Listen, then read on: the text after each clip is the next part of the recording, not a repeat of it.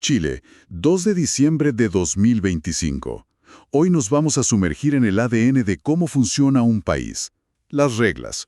Vamos a ver cómo se crean, cómo se disputan y cómo, bueno, para bien o para mal, van moldeando nuestra realidad.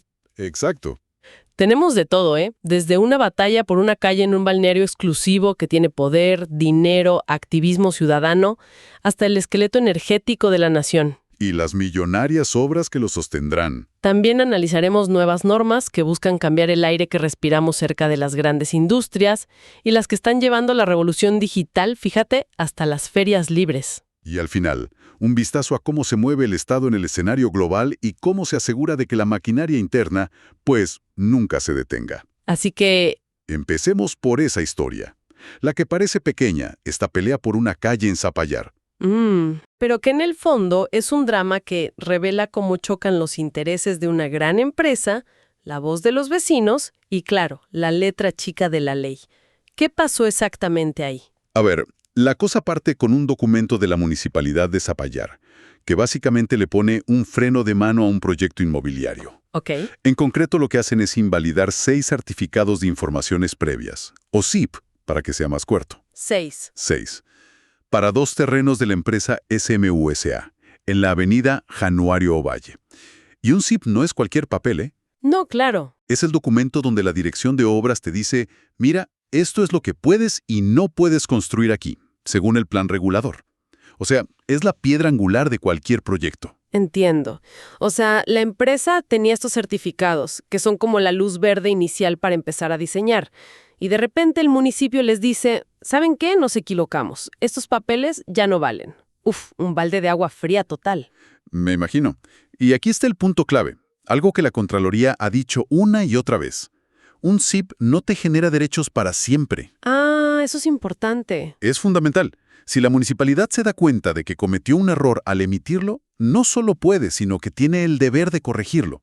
Y en este caso, el municipio, impulsado también por reclamos de los vecinos, encontró no uno, sino 2 errores, y bastante grandes. A ver, ¿cuáles fueron esos errores? Porque para invalidar 6 certificados de una deben haber sido importantes. Fundamentales. El primer error fue de clasificación. Los certificados originales decían que la avenida Januario Ovalle era una vía de servicio. Ok, Pero un análisis técnico posterior demostró que, según el plan regulador, en realidad es una vía local. ok. Y para los que no somos urbanistas, ¿cuál es la diferencia en la práctica? Porque suena a un detalle muy técnico. Pero el impacto es enorme. Piensa en una vía de servicio como si fuera una arteria principal, diseñada para soportar el tráfico de un supermercado, con camiones, autos entrando y saliendo todo el día. Ya, En cambio, una vía local es la calle tranquila de un barrio, pensada para que la gente llegue a su casa. claro. Permitir un proyecto de esa escala en una vía local es como, no sé, intentar meter un camión de carga en un estacionamiento de bicicletas. El impacto vial, el ruido, altera todo el carácter del barrio. Entiendo. Y la empresa argumentaba algo del uso comercial, ¿no? Sí, decían que la calle tenía un uso comercial histórico, pero la normativa es súper clara. El uso no cambia la clasificación técnica de la vía. Clarísimo. Y el segundo error. El segundo fue una omisión. Increíble. Los certificados simplemente no mencionaban una de las calles con las que colinda el terreno, la calle Teresa Guzmán. ¿Cómo? La omitieron. Simplemente no aparecía. Y la ley exige analizar cómo un proyecto se relaciona con todas las calles que lo enfrentan. Omitir una es como hacer un examen médico mirando solo el brazo derecho del paciente. La evaluación está incompleta y por lo tanto es inválida. Entonces tenemos a la empresa, SMU, que lógicamente se opuso. Me imagino que intentó frenar todo esto, fue a la justicia. ¿Claro? Y por otro lado, los vecinos organizados. Exacto. La Junta de Vecinos Pacífico de Zapallar y la Corporación para el Desarrollo de Zapallar fueron los que levantaron la voz. Ok. Argumentaron justamente sobre el impacto vial, la incompatibilidad del proyecto, presentaron sus propios informes técnicos. Y bueno, al final, la resolución municipal acoge sus argumentos y desestima los de la empresa. Y se invalidan los certificados. Se invalidan y se ordena emitir unos nuevos, correctos, en un plazo de 7 días. Es un caso de manual, de verdad, sobre cómo la participación ciudadana informada y la correcta aplicación de la normativa pueden proteger el diseño de una comunidad. Es fascinante ver cómo una disputa local puede sentar un precedente así. Pero bueno, no todas las reglas son para frenar proyectos. A veces son para darles luz verde. Mientras en Zapallar pasaba esto, en San Bernardo se aprobaba una ciclovía y en Copiapó se cerraba una ruta por obras. O sea, la maquinaria de la infraestructura nunca para. No, para nada.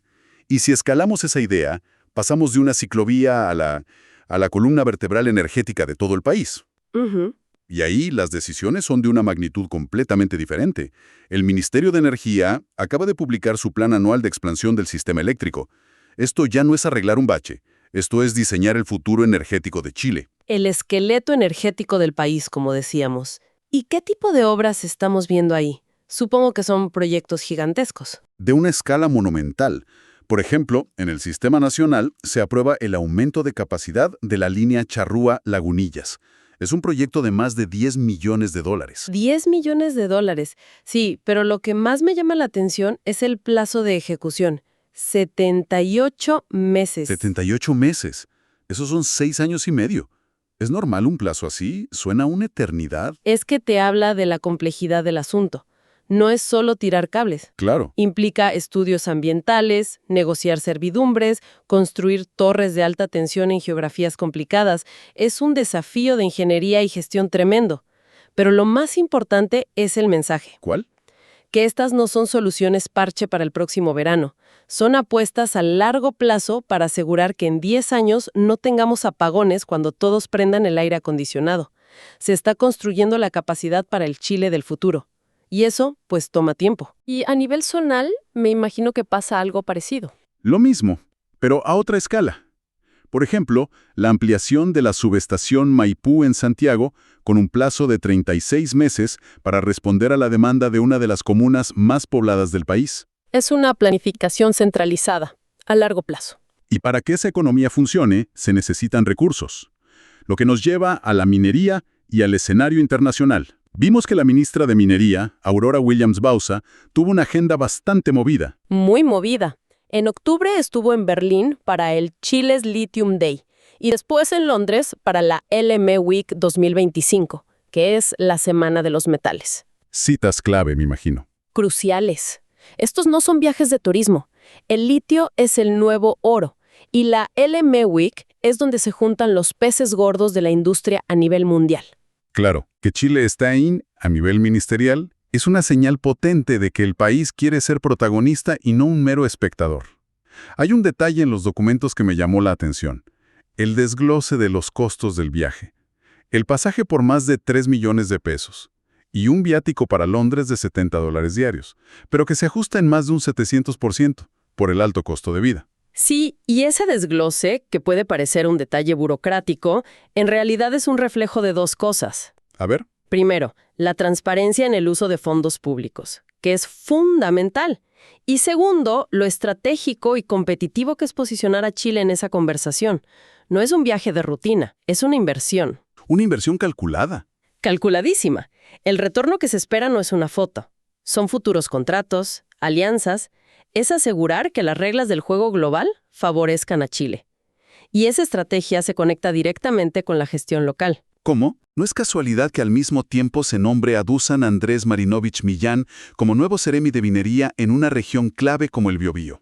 La política se define en Londres, pero se ejecuta en terreno. Claro, la estrategia global necesita gente en las regiones para implementarla. Pero toda esta actividad industrial, minera, tiene una contraparte. Inevitable. El impacto ambiental. Y ahí también entran las reglas. Vimos una muy específica para la industria de la celulosa. Sí, una que ataca un problema muy sensible: los olores. Ah, el famoso olor. Cualquiera que haya manejado por la Ruta 5 Sur cerca de alguna de las grandes plantas de celulosa en el Maule, Biobío, la Araucanía, sabe exactamente de qué olor hablamos. Se te queda grabado. Sí, es muy característico. Bueno, esta nueva norma busca precisamente que ese olor deje de ser el paisaje olfativo de toda una zona. Y se enfoca en los compuestos TRS, que son los responsables de ese olor. ¿Qué cambia realmente esta nueva norma respecto a la que ya existía desde 2012? Da un salto cualitativo en el control. La norma anterior ponía límites, sí, pero esta nueva es mucho más estricta. Y sobre todo, mucho más tecnológica. Ok. Primero, reduce los límites de emisión. Para las calderas recuperadoras, por ejemplo, el límite baja a 5 partes por millón. Pero lo realmente nuevo es cómo se controla. Se atacan los venteos. Los venteos. Son esas descargas de emergencia de gases sin tratar que ocurren cuando hay un problema en la planta. Históricamente, eran una fuente de olor muy importante. ¿Y cómo los controlan ahora? La nueva regla exige que los equipos que queman estos compuestos, los incineradores, deben estar operativos el 99% del tiempo. El 99%. Exacto. Esto obliga a las empresas a tener sistemas mucho más robustos y a minimizar esas fallas. Pero el verdadero cambio de paradigma es la vigilancia. ¿A qué te refieres? Se exige que todas las fuentes instalen sistemas de monitoreo continuo de temperatura y otros parámetros, y que esos datos se transmitan en línea, en tiempo real, directo a la Superintendencia del Medio Ambiente. Un momento. ¿Me estás diciendo que el fiscalizador ya no tiene que ir a la planta a medir? ¿Que está viendo los datos en su pantalla 24/7? Exactamente eso. Es un salto de un modelo de fiscalización presencial y reactiva a uno digital y proactivo. ¡Wow!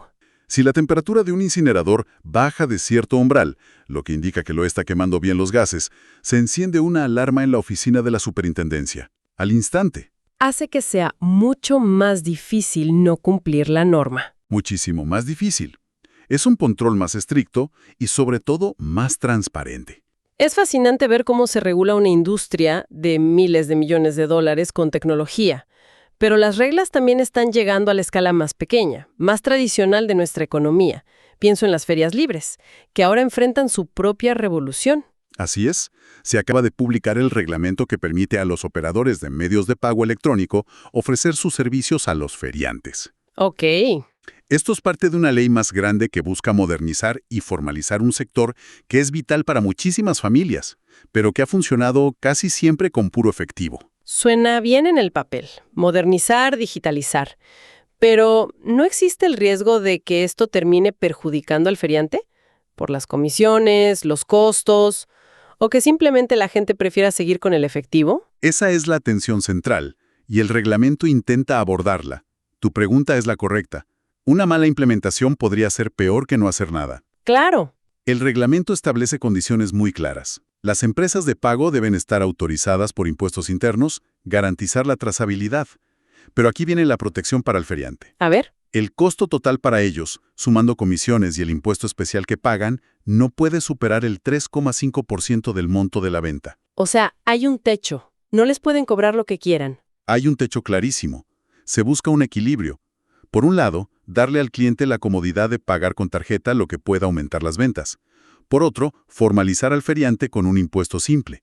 Y, crucialmente, proteger sus márgenes, que ya son ajustados. Y el comprobante tiene que decir venta en feria libre. Exacto. Es un intento de traer los beneficios del siglo XXI a una de las tradiciones comerciales más antiguas, sin destruir su esencia.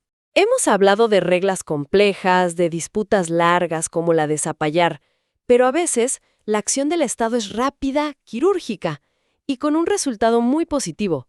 Pienso en la noticia del sector agrícola. Sí, es un excelente contrapunto. El Servicio Agrícola y Ganadero, el SAG, declaró erradicado un brote de la mosca del Mediterráneo en un área de Valparaíso, cerca de los Andes. Ok. En abril se detectó un solo ejemplar, uno solo, y eso bastó para encender todas las alarmas. Se activó un protocolo de control intensivo. ¿Y qué implica ese protocolo? Cuarentenas, instalar trampas, liberar insectos estériles para interrumpir la reproducción, un monitoreo exhaustivo. Todo un operativo. Sí, que duró lo equivalente a 3 ciclos biológicos del insecto. Después de todo ese periodo, al no encontrar más ejemplares, se declara la zona libre de la plaga. Puede parecer una noticia pequeña, pero es vital. ¿Por qué? Porque el estatus fitosanitario de Chile, o sea, ser un país libre de ciertas plagas, es uno de sus activos más valiosos. Es lo que le abre las puertas de los mercados más exigentes del mundo a la fruta chilena. Cada brote erradicado es una victoria que protege miles de empleos. Y para que todo esto funcione, la fiscalización ambiental, la erradicación de plagas, los planes de infraestructura, se necesita que la maquinaria interna del Estado esté bien aceitada. Vimos también varios decretos que definen el orden de subrogación. ¿Podrías explicar qué es eso en simple? Claro, el orden de subrogación es simplemente la cadena de mando. Ah, ok. Es el documento que dice quién reemplaza a un directivo, un director de servicio, un seremi, en caso de que se ausente. Por vacaciones, por enfermedad, lo que sea. Es para que la institución nunca quede sin cabeza. Exacto, que nunca quede acéfala, que siempre haya alguien con la autoridad para firmar y tomar decisiones. Es el engranaje invisible que permite que el gobierno siga funcionando sin parar. Es la burocracia en su sentido más esencial y necesario. Hoy hemos recorrido un verdadero mosaico de reglas, desde la disputa por un edificio en Zapallar, pasando por el plan multimillonario para la red eléctrica, hasta el porcentaje máximo de comisión para un pago en la feria. Y aunque parecen temas desconectados, el hilo conductor es evidente, ¿no? La constante creación y aplicación de normas que buscan ordenar nuestra convivencia. Reglas para diseñar ciudades, para operar industrias de forma más limpia, para modernizar el comercio. La gran pregunta que queda flotando es ¿cómo se equilibran estas reglas? Vimos normas que nacen de una planificación súper centralizada, como la expansión energética, y otras que se definen en la arena, en la tensión diaria entre vecinos, empresas y la municipalidad, como en Zapallar. Y eso nos lleva a una reflexión final. En este enorme sistema de normas, ¿cuál es el verdadero espacio para la acción individual, para la acción comunitaria? Vimos a la Junta de Vecinos de Zapallar que con argumentos técnicos logró cambiar el destino de un proyecto. Y vimos al feriante que ahora tiene que decidir si adopta o no una nueva tecnología que viene con sus propias reglas. Quizás el acto de gobernar no es solo lo que se decreta desde arriba, Sino el resultado de esa conversación constante, a veces tensa, a veces colaborativa, que ocurre en todos los niveles de la sociedad. La pregunta es, ¿en qué punto de esa conversación nos encontramos cada uno de nosotros?